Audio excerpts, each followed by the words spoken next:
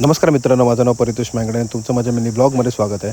तर मित्रांनो, आज आहे आमच्या भोकेगावचा शिमग्याचा पोस्ट म्हणजेच रात्रीचा शिमगा आणि ही जी तयारी सुरू दिसते ही मिसळपावची तयारी आहे. तर दरवर्षीप्रमाणे आपण शिमग्याच्या पोस्टाला मासे पकडतो. 160 मासे लागतात.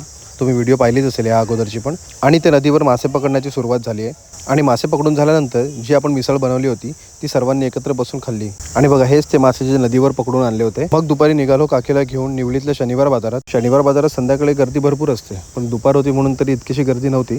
भाजी घेतल्यानंतर निघालो घराच्या दिशेने.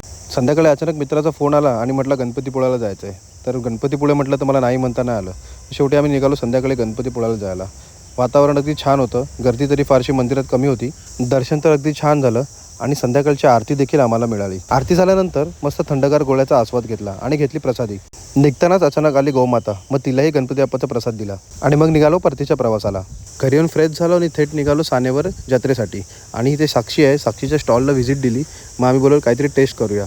मग आम्ही टेस्ट केली पहिला दाबेली खरंच खूप छान होती.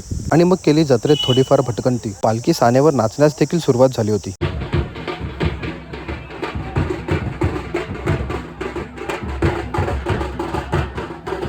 त्यानंतर सुरू झालं कोकणची लोककला म्हणजेच नमन.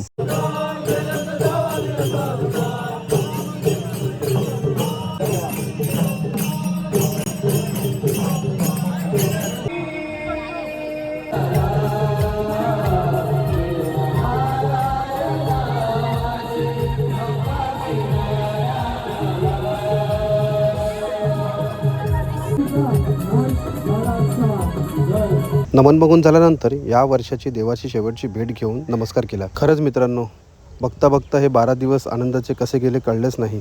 आणि संपूर्ण पोस्ता आटपल्यानंतर मनात शिमग्याची आठवण घेऊन निघालो मुंबईच्या दिशेने. तर मित्रांनो, भेटू नेक्स्ट मिनी व्लॉगमध्ये.